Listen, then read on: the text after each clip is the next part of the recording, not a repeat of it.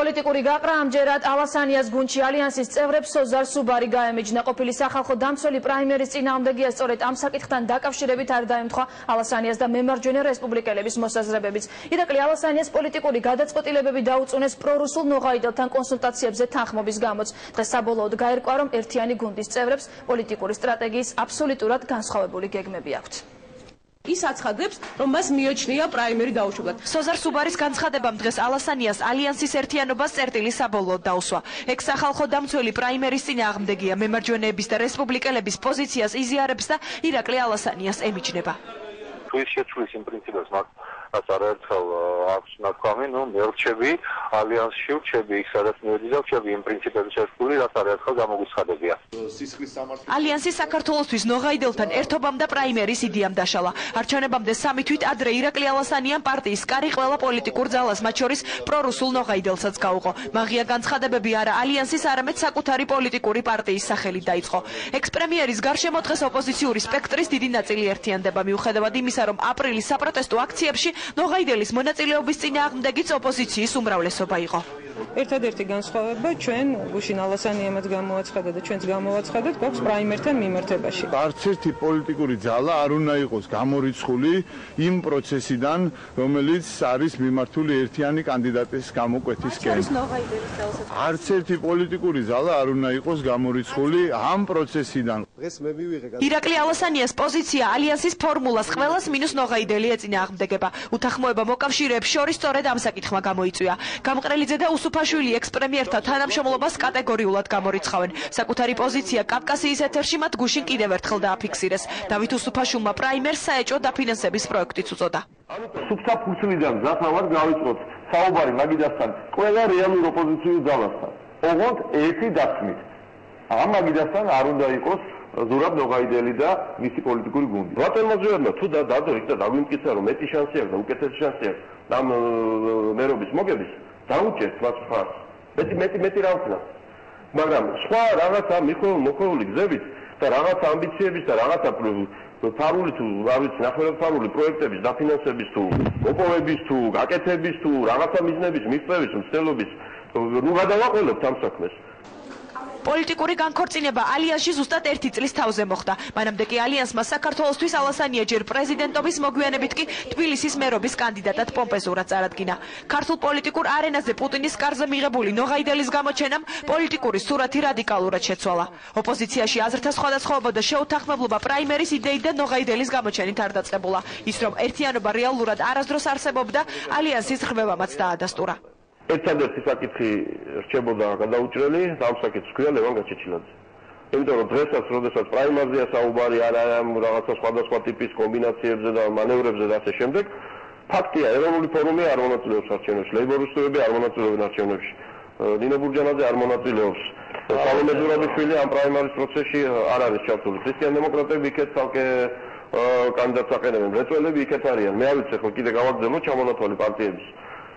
ერთადერთი პოლიტიკური ძალა, კონსერვატიული პარტია და მისი ბოლონდროინდელი, ასე ვთქვათ, განაყოფი ხალხის პარტია, კობა დავითაშვილის სახით, სხვა შორის კობა და კახა კუკავა, ეს ის ხალხია, რომელიც ერთ პარტიაში ვერ მორიგდნენ, ხან ერთი გარბოდა, ხან მეორე. აი ეს ხალხი ამბობს, რომ პრაიმერზე წამოდის, რომ ერთობა შევქნათ.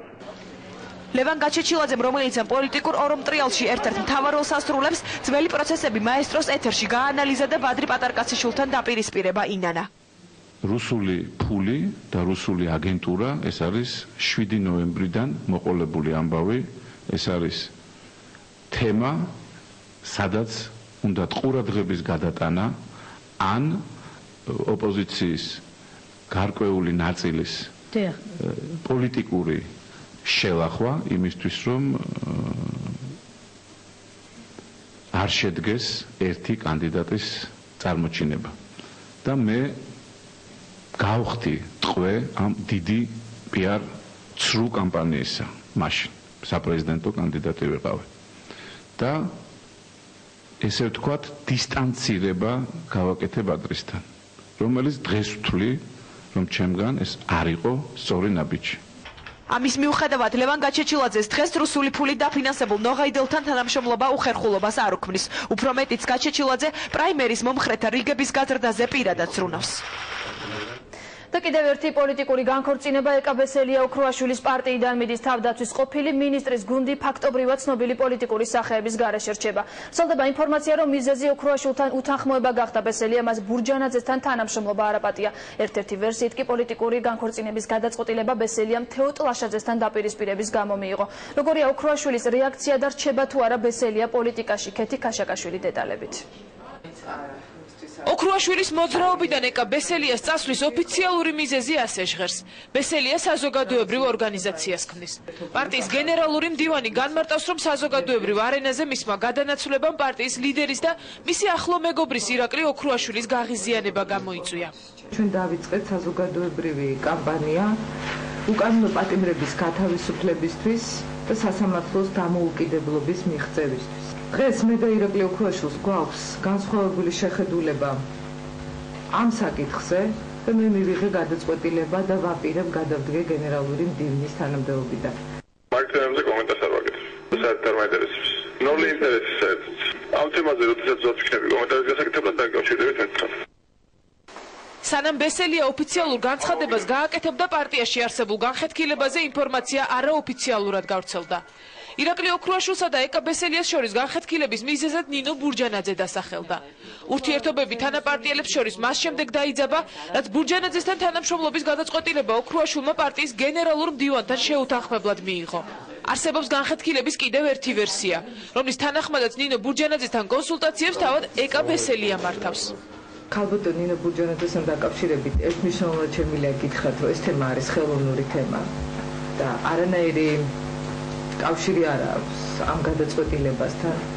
უფრო მეტიც მე თქვი და კიდევ ერთხელ ხაზგასმით აღვნიშნავ, რომ მე ვრჩები შეურიგებელ ოპონენტად ამ ხელისუფლებისთვის და ყველა იმ ადამიანთან ერთად გავაგზავნე ბრძოლას, ვინც იქნება შეურიგებელი. ეს ვერსია არის აბსოლუტურად მცდარი, ის არის სრულიად შეგნებულად გავრცელებული ხელისუფლების მხრიდან და არაფერი საერთო მაგ ვერსიას არ აქვს სინამდვილესთან.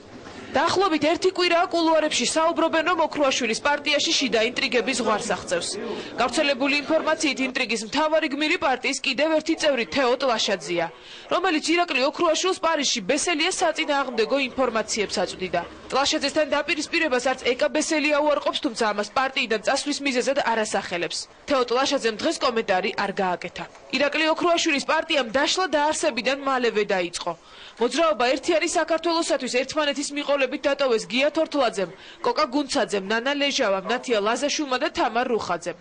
ოქროაშვილის როგორც ოპოზიციური ლიდერის სახელს და მის პოლიტიკურ პარტიას მხოლოდ ეკაბესელია აცოცხლებდა. პარტია დღეს პოლიტიკური სახეების გარეშე დარჩა. ლიდერი, რომელიც მოძრაობას საფრანგეთიდან ხელმძღვანელობდა, ფაქტობრივად მარტოა. ირაკლი ოქროაშვილის იმედი თბილისში ახლა მხოლოდ თეოდ ლაშაძეა.